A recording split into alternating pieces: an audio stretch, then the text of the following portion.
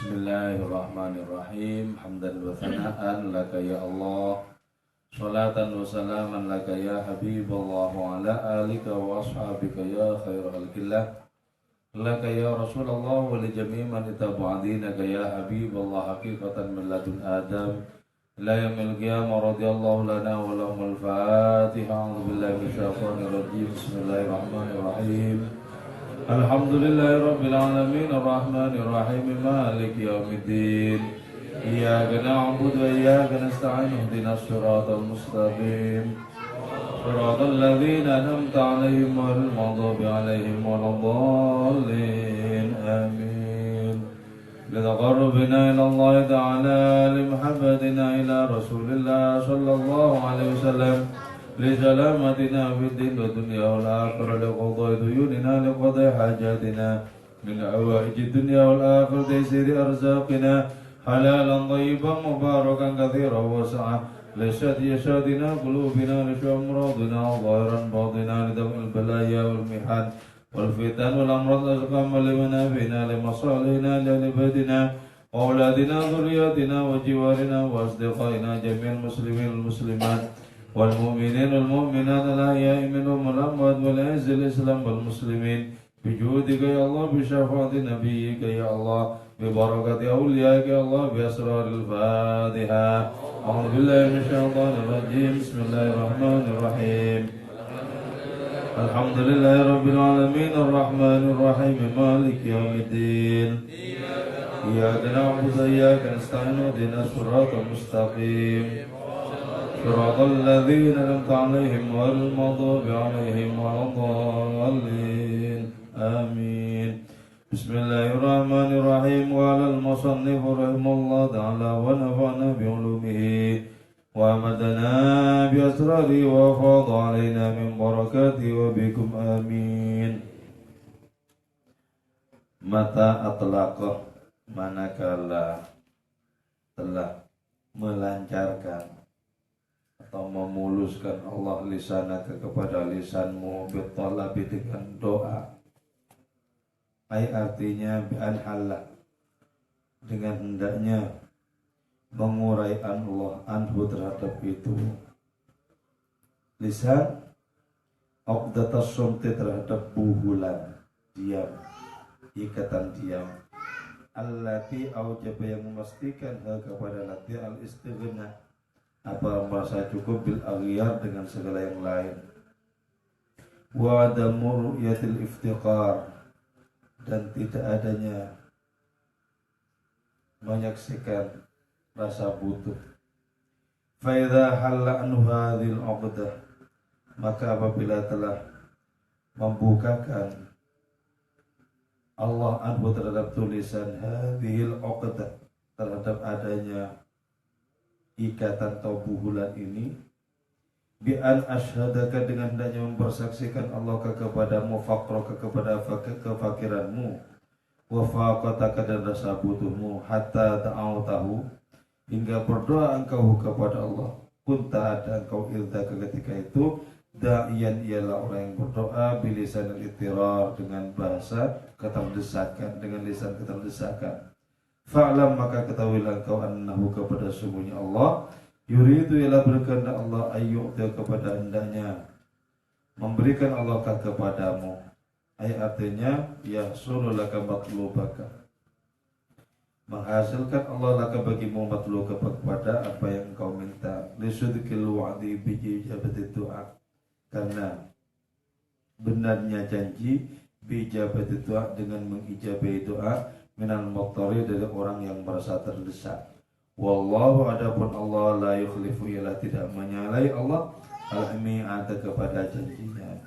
Wa liqaulihi, dan karena sabda Nabi Muhammad alaihi salatu wassalam, man, adapun orang, u'tiya, ialah diberi itu man doa, kepada doa, lam yuhram, maka tidak diharamkan, tidak dihalangi itu man al-ijabah, kepada ijabah.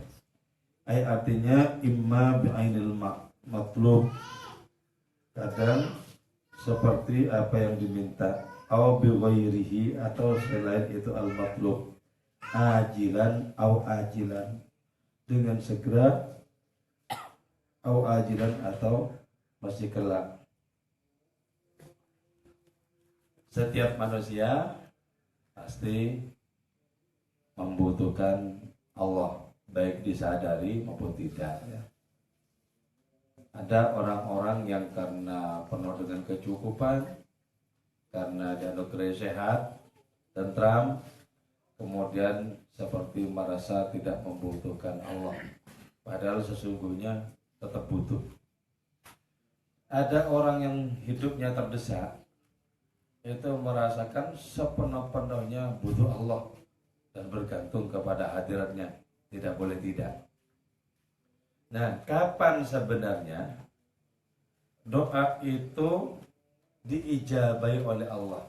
Tanda-tandanya bahwa doa yang kita panjatkan itu, yang kita luncurkan ke hadiratnya itu diijabahi oleh Allah Ta'ala. Apa tanda-tandanya? Kata Syekh Tajuddin, manakala Allah Subhanahu wa Ta'ala membuat fasih lisanmu di dalam berdoa. Fasih di sini tidak terutama menunjuk kepada lancarnya ungkapan, bukan. Sebab kalau lancarnya ungkapan yang dimaksud, tentu saja kita bisa menghafalkan dan hafal di luar kepala dalam membaca doa, bukan itu. Fasih itu artinya kita betul-betul yakin bahwa doa kita ini akan dikabulkan oleh Allah. Dan ketika kita mengucap doa itu fasih lahir dan batin. Seperti kita sudah merasakan di mana sebenarnya alamat yang dituju oleh doa itu. Sudah merasakan seperti itu, fasih. Jadi orang yang memiliki keyakinan yang kuat ya, itu orang ini akan tertuntun untuk mengungkapkan keinginannya dengan fasih, dengan tidak grogi.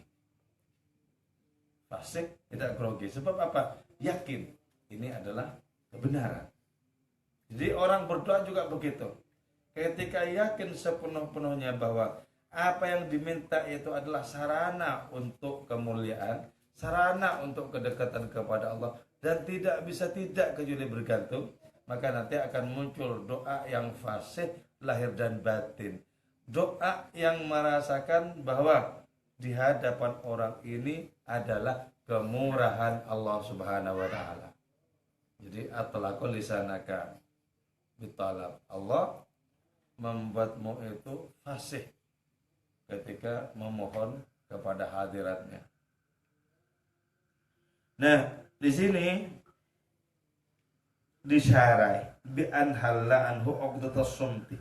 Jadi yang semula diam itu kemudian diam itu dibikin cair, sehingga dari diam itu muncul, ini aku harus mohon ini, aku harus mohon ini. Jadi yang semula diam seperti tidak ada inisiasi, tidak ada sinyal untuk berdoa, kemudian ada, dan adanya itu begitu tegas, begitu nyata dalam hati, sehingga tidak boleh tidak, ini mesti diungkapkan kepada Allah dalam wujud doa. Jadi diam yang semula itu menguasai seseorang, kemudian orang ini bisa menerobos diamnya itu, bisa memecah ikatan diamnya itu, kemudian muncul doanya dengan begitu fasih dan keyakinan juga di situ muncul bahwa Allah Subhanahu wa Ta'ala Maha Pemurah dan akan mengijabahi doa itu. Itu sesungguhnya bisa dibedakan sebenarnya. Bisa dibedakan antara doa yang meluncur begitu saja seperti tidak mengetahui alamatnya karena hanya diungkapkan berdasarkan kebiasaan setiap sholat doa misalnya, dengan doa yang diungkapkan secara yakin dan sudah seperti bisa memahami di manakah sesungguhnya alamat dari yang dituju oleh doa itu. Itu berbeda. Karena itu kalau berdoa itu diusahakan untuk tidak setengah hati. Pastikan yang pertama itu kita merasa membutuhkan Allah. Yang kedua, pastikan bahwa Allah itu Maha Pemurah. Yang ketiga, serahkan kepada Allah apa yang akan diberikan kepada kita. Sebab Allah yang lebih tahu apa yang semestinya kita terima. Allah yang lebih tahu. Nah, dengan demikian kita merasa puas di dalam berdoa, itu puas. Bukan hanya sambil lewat, itu bukan. Puas, nikmat sekali. Nikmat sekali.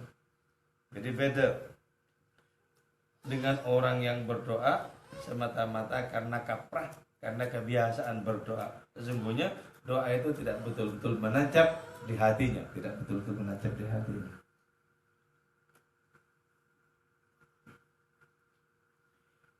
Nah, ketika orang itu merasakan iftikar, merasakan butuh yang kuat, maka doa itu semakin meyakinkan orang yang berdoa. Butuh sekali Gusti Allah. Maka seluruh kekuatan itu dikerahkan untuk mengemis kepada Allah Ta'ala. Jadi karena itu semakin tinggi frekuensi iftikar, frekuensi rasa butuh itu, semakin bagus kualitas doa seseorang di hadapan Allah Subhanahu wa Ta'ala. Orang ini merasakan bahwa selain Allah tidak ada yang bisa menjamin doanya terkabul. Ini merasakan seperti itu. Bagus. Nah, kapankah orang ini bisa betul-betul fasih mengungkapkan rasa butuh dan doanya kepada Allah Ta'ala? Yaitu bi an asyhadaka faqraka wa faqataka. Itu ketika orang itu menyaksikan kefakirannya sendiri dan rasa butuhnya kepada Allah. Jadi ketika orang sudah merasakan tidak bisa apa-apa tanpa pertolongan Allah, maka di saat itulah dia betul-betul merasakan betapa butuh dirinya kepada Allah Ta'ala. Nah, ketika orang-orang tidak merasakan butuh yang seperti itu, nanti rasa butuhnya menunggu malapetaka.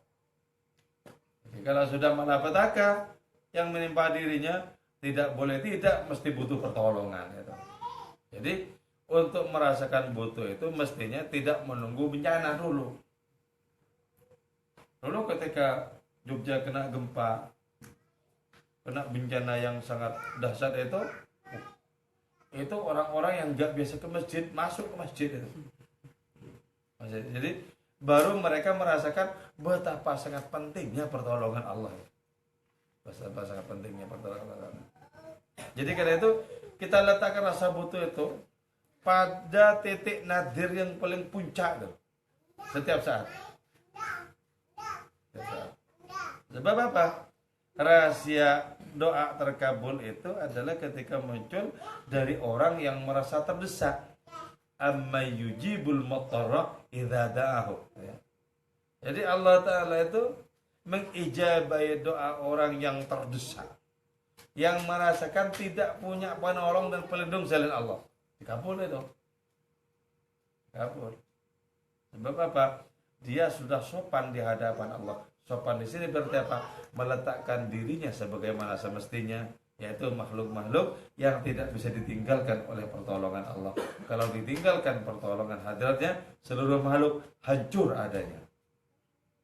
Jadi kalau ditinggalkan oleh pertolongan Allah, makhluk-makhluk akan hancur kembali lagi kepada ketiadaannya semula.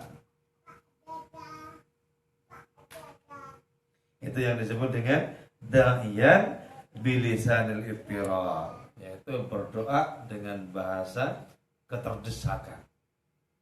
Berdoa dengan bahasa keterdesakan. Betapa beruntung orang yang setiap saat itu merasakan terdesak, beruntung. Terdesak terus. Biarpun Allah Ta'ala ngasih rezeki banyak, rezeki sehat, tetap merasa terdesak. Tidak bisa eksis tanpa pertolongannya. Bagus itu. Bisa mempertahankan seperti itu. Berarti oleh Allah Ta'ala orang ini sudah termasuk yang dipilih, yang terkasih di hadapannya. Kalau setiap saat merasa terus butuh Allah Ta'ala. Berarti ini betul-betul merasakan hubungan antara hamba dan Tuhan. Merasakan. Seorang hamba yang sadar pasti dia merasakan tidak bisa terbebaskan dari kebaikan Tuhannya. Tidak bisa terbebaskan.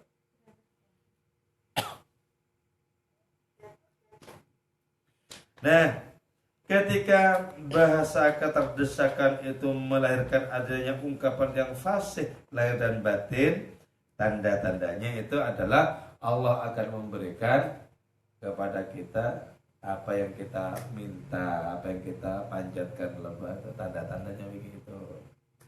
Tapi kadang-kadang Allah memberikan sesuatu itu sesuai yang kita sebutkan dalam redaksi doa. Juga kadang-kadang Allah memberikan sesuatu yang tidak sama dengan apa yang kita pinta dalam doa. Kadang tidak sama. Yang lebih tahu kita akan menerima yang mana? Allah.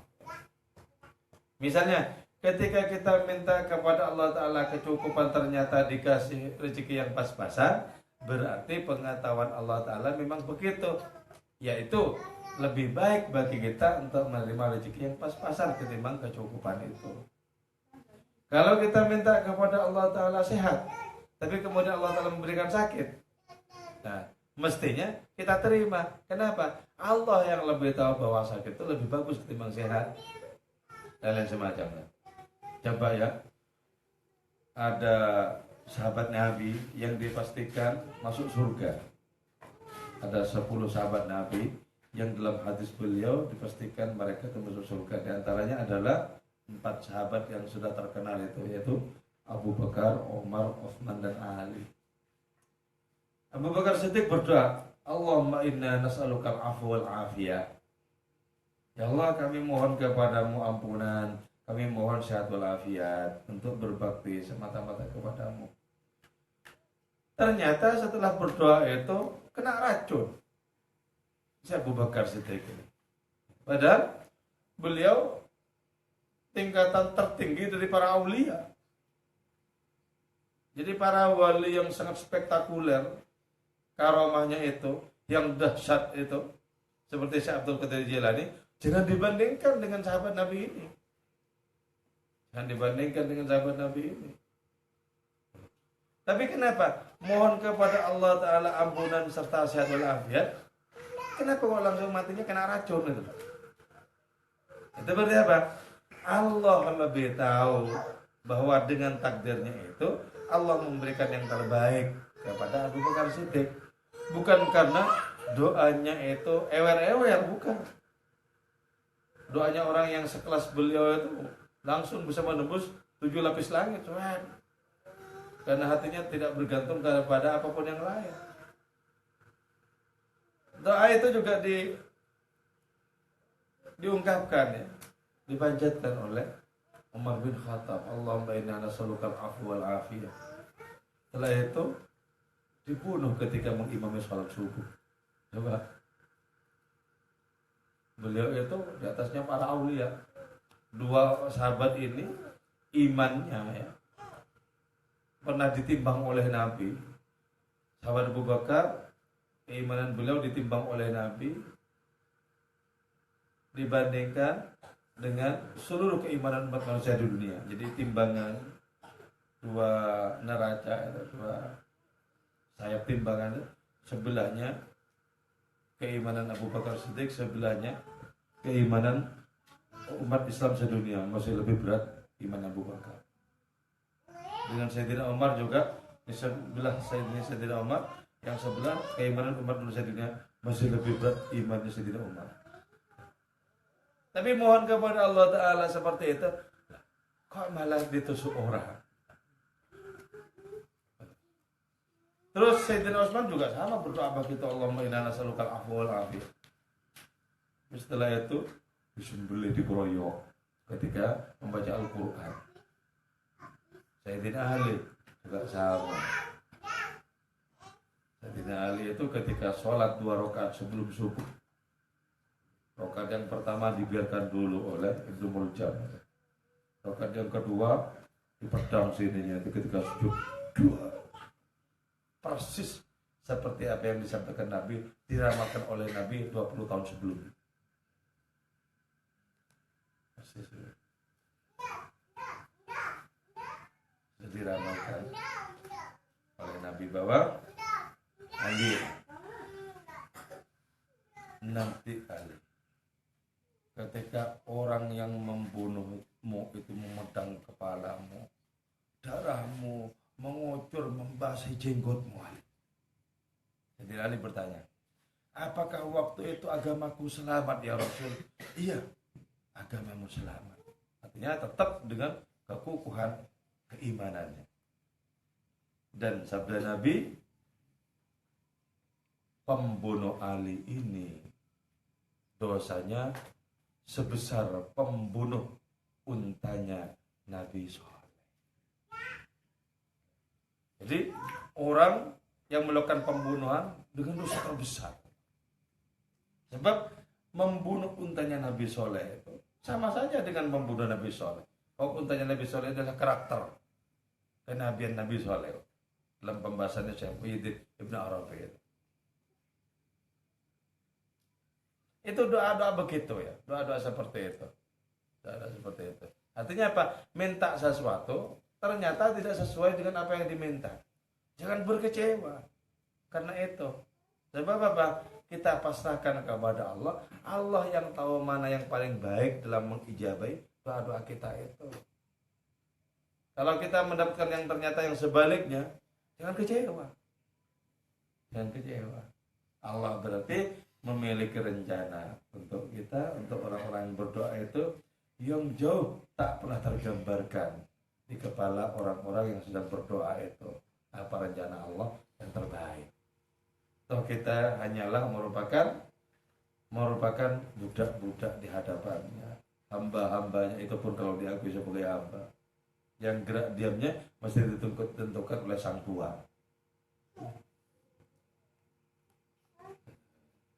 Nah, tapi begini, bukan lantaran 4 sahabat pentolan Nabi ini berdoa begitu terus kemudian dihadiri malapetaka. Lantas kita tarik kesimpulan secara semena-mena. Kalau begitu jangan pernah berdoa dengan doa itu lagi dong. Jangan Allahumma inna nas'alukal afwa wal afiyah. Terus apa? Ini soalnya doa bencana.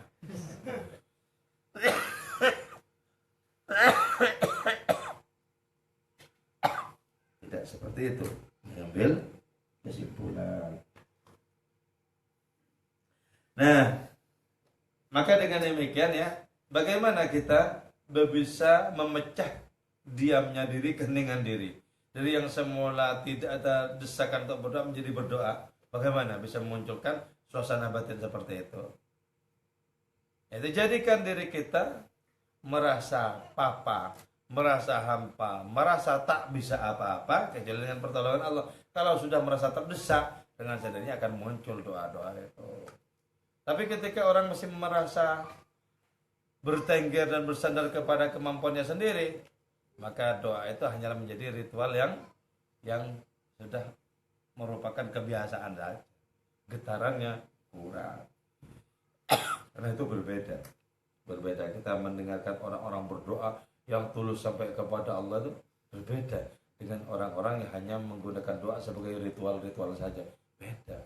Getaran suaranya berbeda. Walaupun yang dipanjatkan sama, doanya sama-sama membaca Fatihah misalnya, tapi lain getaran antara orang-orang yang hatinya itu sudah usul kepada Allah, sudah merasakan Allah, dan yang tidak.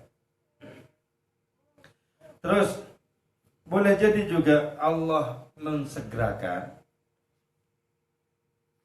pengabulan doa itu, biasanya langsung dikasih seketika. Boleh jadi juga Allah Ta'ala memberikan apa yang kita minta dalam doa itu nanti di akhir hayat kita, atau bahkan di akhirat kelak. Boleh jadi.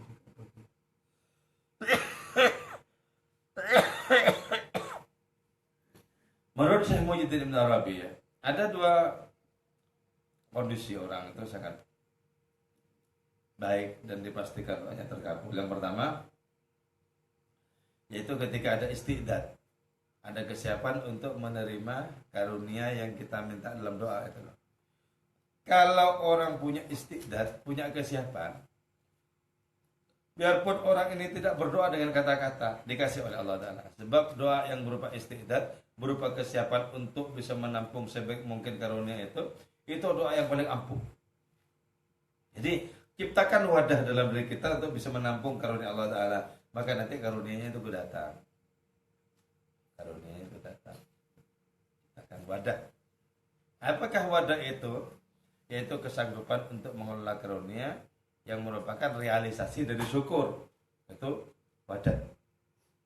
Terus yang kedua, ketika istiqdad itu ada, itu boleh tidak diungkapkan dengan kata-kata, boleh diungkapkan dengan kata-kata. Nah, karena itu cek batin kita, adakah kesiapan, adakah istiqdad. Misalnya kita mohon petunjuk kepada Allah Ta'ala, adanya istiqdad itu bisa dibuktikan dengan ketika kita dapatkan petunjuk itu, kita tekuni jalan petunjuk itu. Beda dengan misalnya sudah kita mendapatkan petunjuk itu, kita tidak menekuni jalan petunjuk. Berarti apa? Di situ karunia yang berupa petunjuk itu nganggur, merana, tidak betul-betul direspon sebagaimana semestinya. Berarti dikasih petunjuk jalan kepada Allah Ta'ala gimana, langkah-langkahnya seperti apa, tapi tidak dilakukan, tidak diamalkan. Itu berarti apa? Berarti orang ini tidak memiliki kesiapan yang sungguh-sungguh untuk mengamalkan apa yang diminta dalam doa itu. Jadi mintanya petunjuk, setelah dikasih petunjuk tak ditekuni petunjuk. Mintanya itu adalah apa? Adalah kejelasan antara yang halal dan haram. Setelah diperjelas tidak dikerjakan juga. Sebab apa? Bertanya perkara halal dan haram itu kalau ada orang yang bisa menghalalkan yang haram. Sebenarnya udah tahu, tapi kalau ada jawaban-jawaban yang membolehkan. Tanya sebenarnya kalau terpaksa togel boleh enggak? Sudah tahu enggak boleh. Ya siapa tahu ada ustaz yang membolehkan. Sudah tahu ya.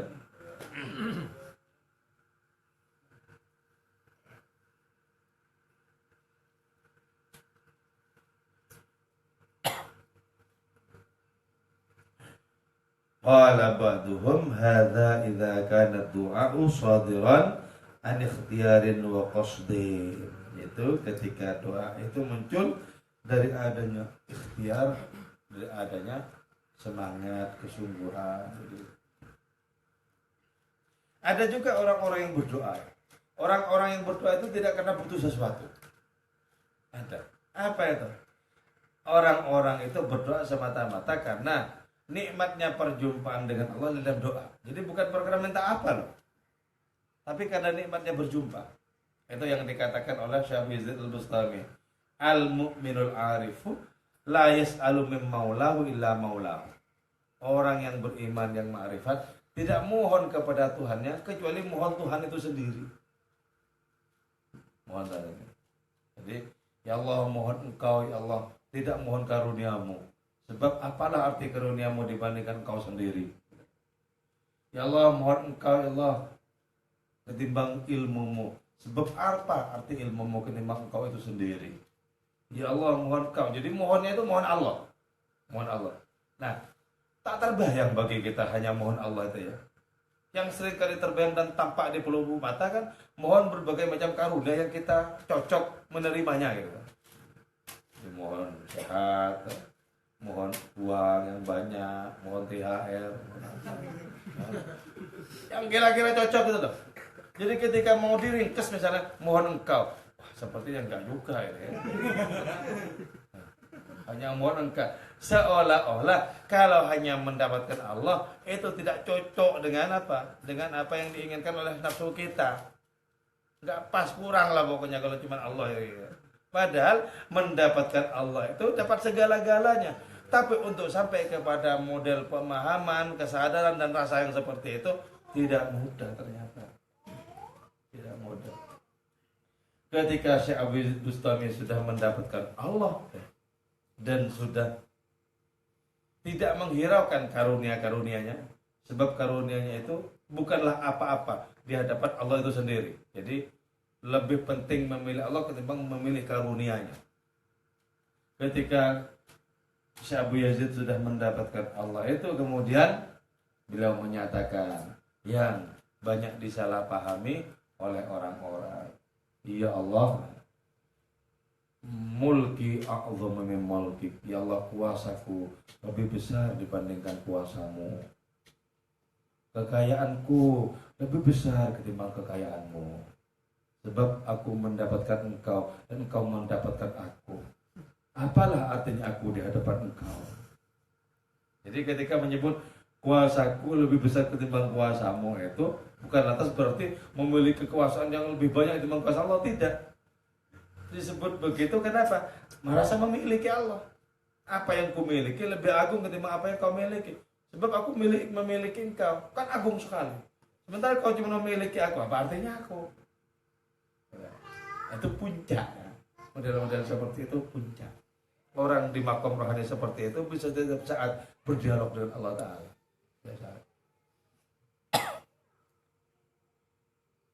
Tak bisa lalu-lalu oleh kemana-mana. Kiranya kemana-mana. Sulit untuk konsentrasi yang benar.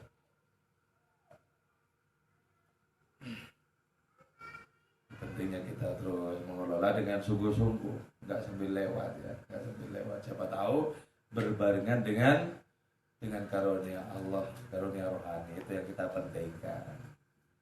Yang kita pentingkan seperti itu. Walaupun sepertinya tidak punya bakat untuk ke sana.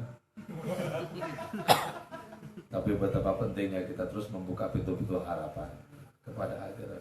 Amin. Ya mujibas sa'ilin. Maulaya salli wa sallim